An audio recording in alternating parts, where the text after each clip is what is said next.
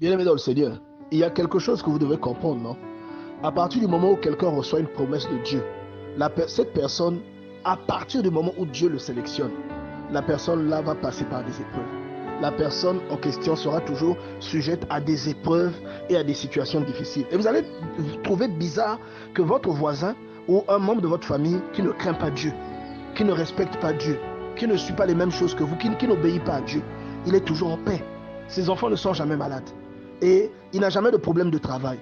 Il n'a jamais de problème qui dure longtemps jusqu'à impacter sa foi. Justement, c'est parce qu'il n'a pas de foi. Vous devez comprendre que le problème qui vient dans votre vie pour un objectif.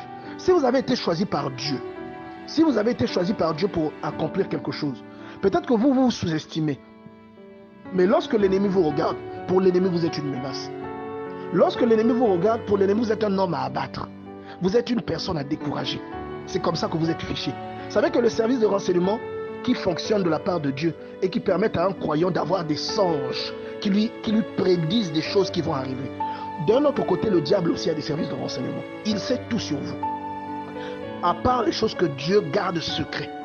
Mais sinon, il sait la plupart des choses sur vous. Il connaît vos faiblesses. Voyez? Il connaît ce à quoi vous tenez. Et il va attaquer vos enfants. Il va attaquer votre mariage. Il va attaquer votre travail. Dans le seul but d'attaquer votre foi. Voyez?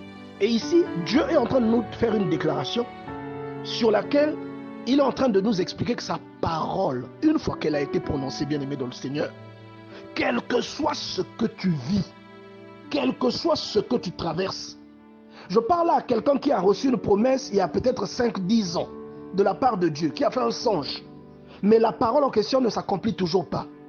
Je te dis que quel que soit ce que tu traverses aujourd'hui, il y a un grand homme qui avait dit que si ce que tu vois aujourd'hui dans ta vie ne correspond pas à ce que Dieu t'avait montré dans un rêve par rapport à ta vie, alors ce que tu vis aujourd'hui est passager, ça va passer.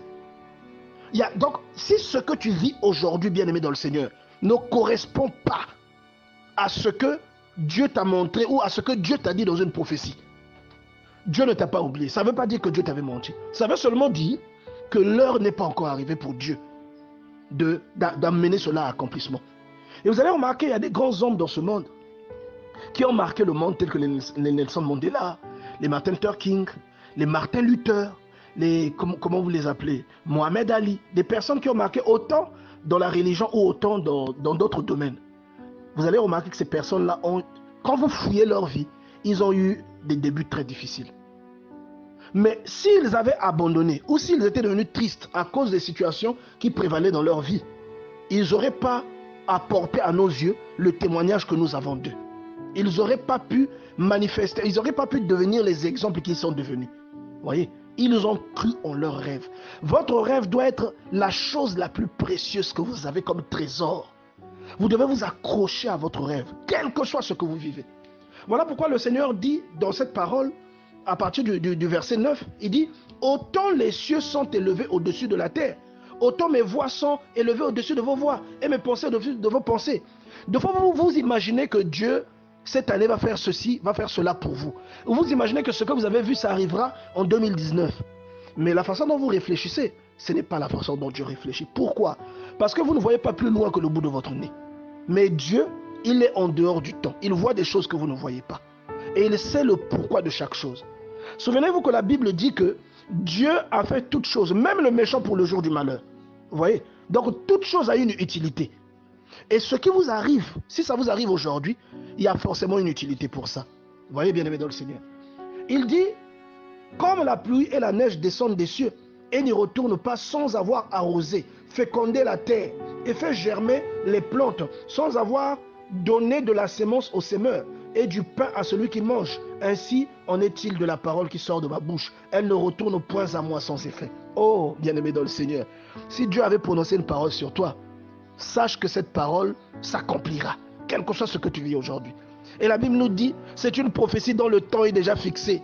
Si elle tarde, attends-la. Donc ça veut dire quoi? Ça veut dire que toi, tu ne connais pas le temps, mais le temps est fixé par Dieu. Si selon toi, la prophétie la tire en longueur, attends, la prophétie, elle arrivera. Parce que Dieu avait déjà marqué un trait en disant que la prophétie, là, elle s'accomplira à telle date. Même si toi, tu ne le sais pas. Mais lui, il a marqué. Vous voyez? Et la Bible, lorsque Dieu parle à Jérémie, il lui dit, Jérémie, que vois-tu? Il dit, je vois un chaudron bouillant en direction du nord. C'était le symbole de l'attaque, le symbole de la guerre, de la souffrance qui est arrivée. Et Dieu lui a dit, tu as bien vu. Et lui, il ajoute, il dit, je veille sur ma parole pour l'accomplir.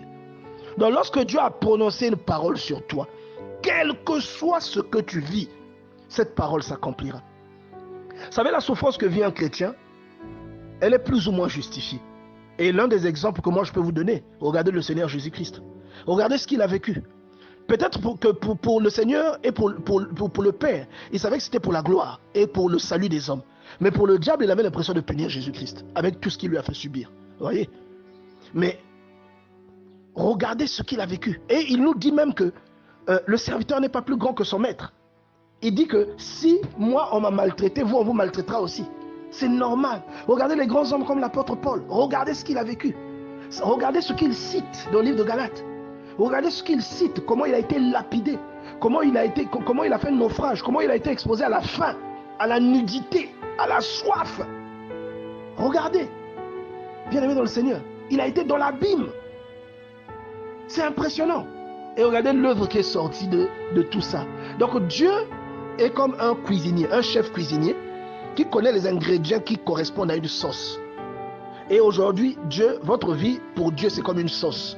Il sait qu'il doit mettre le poivron, ça ne va pas vous plaire, mais à la fin, ça sera bon. Et il sait qu'il doit mettre un peu de piment, ça ne vous plaira pas, mais à la fin, ça sera bon. Et c'est ce qui s'est passé dans la vie de Joseph. Dieu a montré à Joseph ce qu'il allait devenir. Et un jour, les frères de Joseph ont pris Joseph, croyant lui faire du mal, ils l'ont jeté dans un puits. Et ils l'ont vendu à des Ismaélites comme esclave. Et Joseph a été emmené en Égypte et vendu ensuite à la maison de Potiphar. Bien-aimé dans le Seigneur, mettez-vous à la place de Joseph. Qu'est-ce que Joseph a pu ressentir? Je parle là à toi qui aujourd'hui est très loin de ce que tu espérais de Dieu. Je parle là à cette sœur à qui Dieu a promis un enfant, mais jusque-là, l'enfant ne vient pas. Je parle là à ce frère à qui Dieu a promis un boulot. Il rêve tout le temps le boulot, mais le boulot ne vient pas. Bien-aimé dans le Seigneur, Dieu ne t'a pas oublié. Dieu est toujours là. Dieu ne t'a pas oublié, il n'oublie personne. Mais seulement, il attend le moment qu'il a fixé. Parce qu'avant que ce boulot n'arrive, il doit te briser.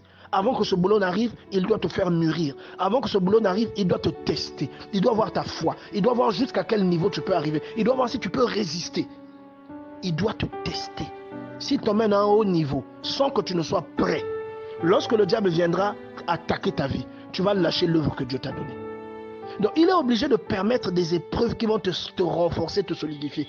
Pour que lorsque le diable viendra, quelle que soit la situation, quel que soit le challenge, que tu sois en mesure de tenir comme un baobab qui est correctement planté.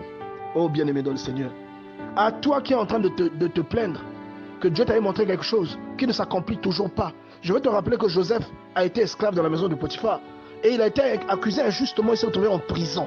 Mais un jour, ce que Dieu lui avait montré quand il avait 17 ans, ça s'est accompli. Il avait alors 30 ans. Regardez le nombre d'années qui est passé. Pour dire que Dieu remplit toujours sa part du contrat. Remplissons la nôtre, bien-aimés dans le Seigneur. Dieu remplit toujours sa part du contrat. Remplissons la nôtre.